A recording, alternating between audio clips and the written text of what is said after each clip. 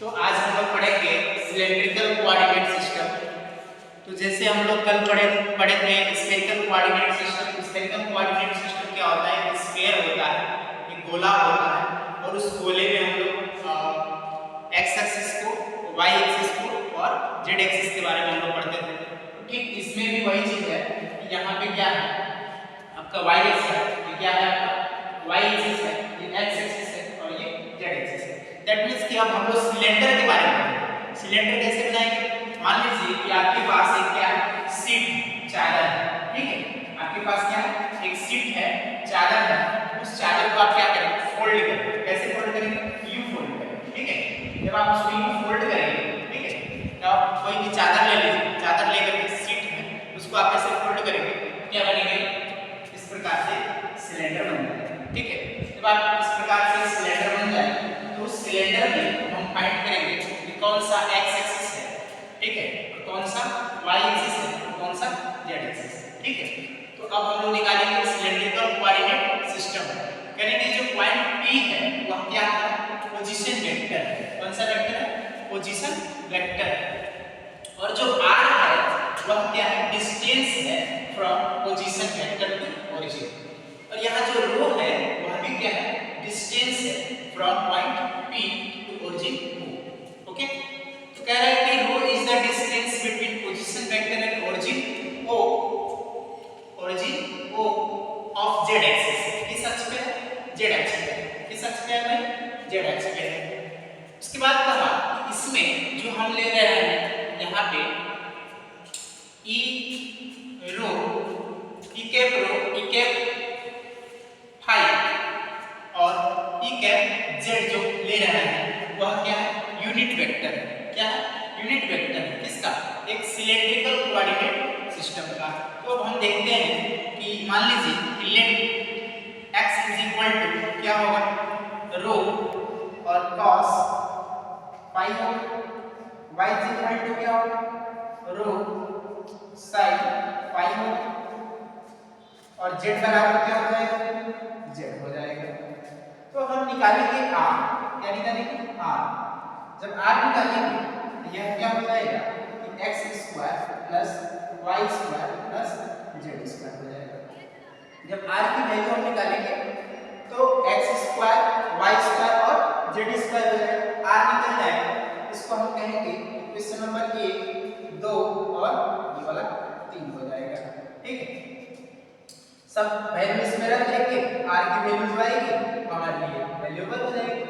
अब हम क्या करेंगे कि इसको जो ये वैल्यू दिया हुआ है इसको अब हम आगे के लिए समझेंगे। पहले जो रो है, रो इसका क्या हो जाएगा? i के गुणा j का गुणा। अरे जो इसका r था तो r की वैल्यू क्या होगी? देखिए ध्यान से, r इज इक्वल टू होगा x i cap plus y j cap plus z k cap होगा, ठीक है। अभी इसको रो की क्या है? अरे कि रो क्या है?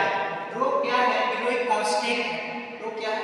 एक कांस्टेंट है जो कि कॉमन एक्सिस है, किसका? जेड एक्सिस, ठीक है। और जो फाई भी क्या है? एक कांस्टेंट है। और यह क्या है? प्लेन है, जिसमें से प्लेन को लिया गया है। कहां से? इस z axis and making angle phi. और आप जानते हैं कि फाई क्या है? नेक्स्ट वीडियो में हम बता चुके हैं कि फाई आपका है एजीमुथल एंगल, ओके। अब इसी प्रकार से जेड क्या है? जेड एक कांस्टेंट है और it is describe plane perpendicular to z axis. यानी जेड भी एक कांस्टेंट है और वह बताता है क्या? प्लेन जेड एक्सिस में है। और जो फाई है वह बताता है एंगल फाई बताता है जो कि x और z प्लेन पे स्थित है। और यह क्या? रो कॉमन है जो कि z एक्सिस में स्थित है, ठीक है। अब हम लोग देखेंगे कि यहाँ से x y z जो है इसकी वैल्यू को हम लोग यहाँ रख देंगे। जब रखेंगे तो क्या मिलेगा?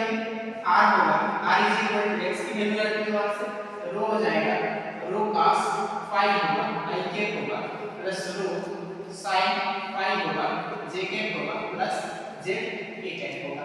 यहाँ पर लिखेंगे differentiating with respect to rho phi and z, we get के। अब हमें प्राप्त होगा, क्या प्राप्त होगा, इसकी वैल्यू प्राप्त होगी कि del rho upon del del r upon del rho is equal to, यहां से तो जब रो की सापेक्ष करेंगे तो रो हमारा क्या है, कांस्टेंट हो जाता है और क्या बचेगा, cos का माइनस का साइन आएगा और क्या है फाई आएगा, i के पाई प्लस का क्या आएगा cos क्या आएगा फाई आएगा और j के पाई बाकी इसका 0 है।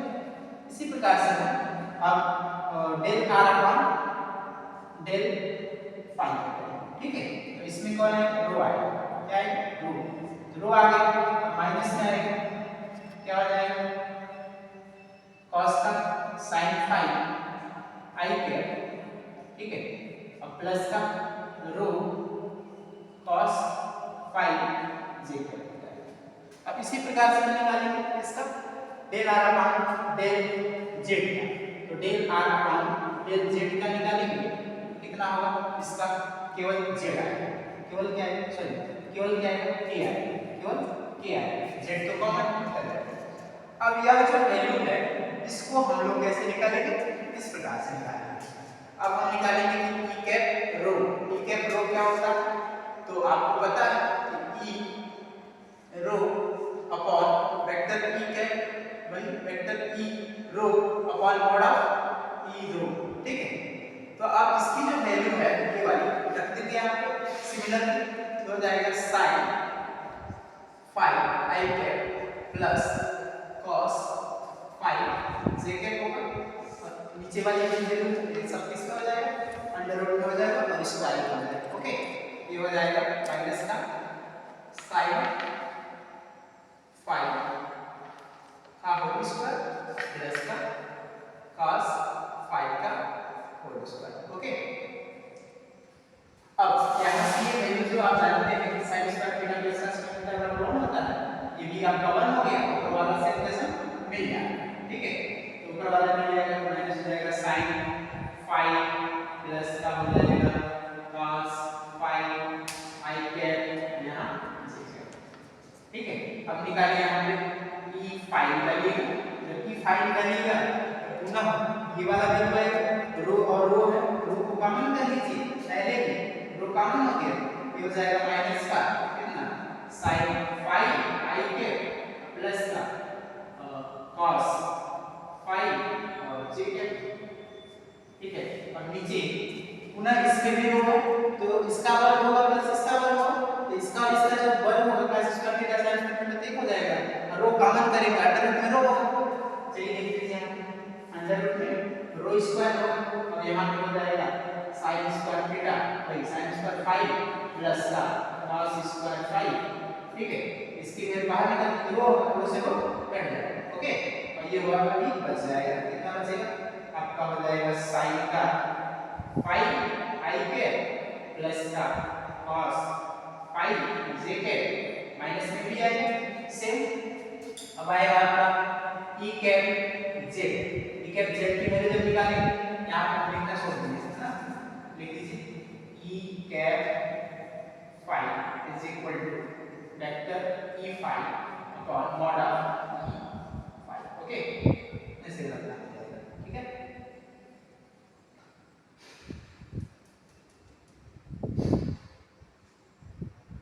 अब इसकी वैल्यू जो होगी, इसका मान जो होगा यहाँ से निकाला गया, सेम इसी प्रकार से यही होगा कि del r upon del z और ये मॉड में हो जाएगा कि del r vector upon del z, तो उतना हम नहीं लिखेंगे, डायरेक्ट क्या लिखेंगे e cap z upon e z mod, तो इसका हो जाएगा ऊपर वाले का k नीचे वाले का a, यानी कि इसका क्या होगा k, बस इस प्रकार से इसको हम सॉल्व कर लेंगे और जैसे ही हम सब सॉल्व करेंगे तो इसका मल्टीप्लाई करा देंगे, इसका e रो का e फाई से, e फाई का z से और z का e रो से मल्टीप्लाई करा देंगे, बाकी हमारा रिजल्ट आ जाएगा। तो इसका जो रिजल्ट आएगा वो क्या आएगा, पहले वाले के लिए 0 आएगा, दूसरे वाले के लिए 0 आएगा और तीसरे वाले के लिए भी 0 आएगा, ठीक है, दैट्स ऑल सॉल्व।